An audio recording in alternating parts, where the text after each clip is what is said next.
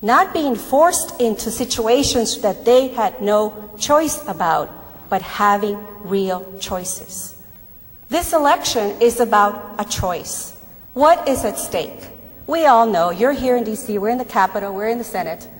We all know that the next president, whether it's Bush 2 or Kerry 1, will be appointed anywhere from 3 to 5 Supreme Court justices. What does that mean? It means that the next president, whether he says he has a litmus test or not for how he appoints judges, will be appointing a judge or judges that either like our issues, live by our issues, support our issues, or simply do not care about them. Do they care about affirmative action? Do they care about bilingual education? Do they care about sustaining Plyler versus Stowe, which gives the right for every child to be educated in America irrespective of their legal status? No, they want to change that. That's what Willie would be talking to you about today. And I know I'm supposed to only have 8 minutes, so thank you.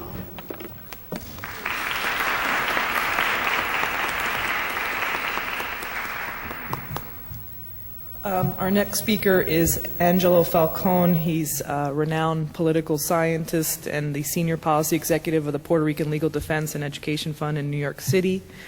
He's a professor at Columbia University, and one thing I always appreciate about him is that he manages to make me laugh when we're talking about issues we should be crying about. So with that, I give you Angelo. Yeah. Actually, I'm not renowned, though. I'm a reviled political scientist. Just to make that clear. When I got the invitation to come today, I didn't hesitate. Willie Velazquez, I met him and worked with him on some issues in terms of voter registration, and he was an amazing person. If any of you know me, I don't like anybody, and so. You just told me you liked me a few minutes ago. I lied to you. That's why I'm reviled. But when I was asked to come, I was just like really excited. I was also excited because I heard about this book for years. This is like it took like 3 decades in the making. So I haven't seen it. So I assume it's like a 600-page thing. Pero no sé. Pero I said I gotta come and see the book. So I want to congratulate Ate Público for finally doing this and talk about long-term commitment. So that was an important reason for my being here. But more seriously, one of the things about the work with Willie that the few years that I did kind of interact with him on different issues, that struck me was that he was very much a unique individual, and it was someone that at a time when I was very skeptical about a lot of the Latino leadership, he was someone that came across to me as being genuine, an authentic person who really kept his ear to the ground and really inspired, I think, loyalty, inspired, I think, us to kind of move forward together. One of the things that I take credit for is I came up with this term in the early 80s called Chicano imperialism. As a Puerto Riqueño, I used to fear, these predatory Chicano organizations that were moving from the Southwest and becoming national. Raul Yzaguirre, I used to hate the guy, ese tipo, what's he trying to do, and so I always talk about, I remember once I was asked to talk at this lunch in the Hispanic business magazine, and that's where I introduced the term, my speech is Chicano imperialism, except I think I was the only Puerto Rican in the room, so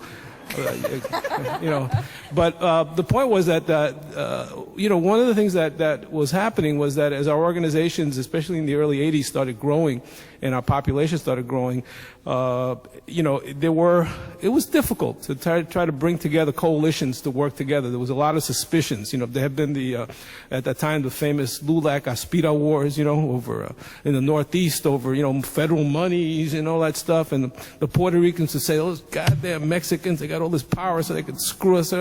We got to do something about these goddamn, so it was an interesting time. And it's interesting to me, when you come to the current period, to see people, even when they refer to Mexicans, talk about, now use the term Latino, which I thought, and I was just choking up emotionally. Are you sure? Yeah, I thought it was. But, it was interesting because you'd have this, there were real tensions and real issues about where are we going together? How are we going to work together in a way that, showed mutual respect? And again, different organizations, we had many leaders that were trying to grapple with this. But one of the things I remembered about Willie was that he was the kind of person who could come to New York and deal with Puerto Ricanos, and he would leave the room and people say, that guy really cares about us being a part of whatever he's doing. And he really will listen to us. And he was that kind of, I think, unique leader in being able to project that, and I think that was important, and that's something that, we see more people assuming that kind of role, and we need to really make sure that, our leadership really is that kind of a sensitive leadership that understands that under the Latino umbrella, there are many, many communities that need to be brought together and respected, and that's how we kind of work together. And so he was one of the guys that really, made me very comfortable from the beginning. And he also was the kind of guy who would, had, like I said, his ear to the ground. So, you'd have these pundits and people, with all these statistics, hablando toda cosa, kind of Washington and blah, blah, blah. And, Willie would always, be very down home. He could deal with that stuff. But I remember, there was this one story he used to tell all the time. And, you go to enough of these events and, he'd repeat them and, you be on the table and you've done this with other people. And then just before he finishes, you give him the punchline, you mouth it, from the table. And the one that I used to love all the time, he used to say, we did these, surveys, we talked to people in San Antonio, the Chicanos, and, we asked them, what's the most important issue? And people say, what do you think was the most important issue? Well, education, employment. Well, no, and they go, no, it was drainage. People couldn't get they had no sidewalks, and it was drainage. And that was by way of saying, talk to the people, man. These surveys, they're nice, pero si habla con la gente, you may get a whole different perspective on what the hell was going on. And so I heard that speech about 15 times. So I was, drainage. Sometimes I'd yell, drainage, and then he'd get pissed off and go, but he was, in that sense, that was an important message in terms of making that kind of connection, because, a lot of us, come we go to Washington and when these panels, we get full of ourselves and then we read all these things and, we start actually acting as if we really know what's going on, and we just keep abstracting until, I don't know, we wither away into an abstraction and die. It'll become irrelevant. But that was something that I thought was very, very, very important, kind of message. And he helped us, at that time, you had Southwest was the powerhouse, as was already mentioned, was the group that the foundations went to, everybody, and we started something called the National Puerto Rican Hispanic Voter Participation Project.